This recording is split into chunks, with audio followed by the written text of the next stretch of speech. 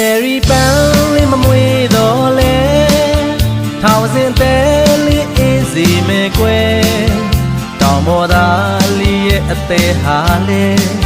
အမြဲတမ်းချစ်စိတ်တွေမပြေ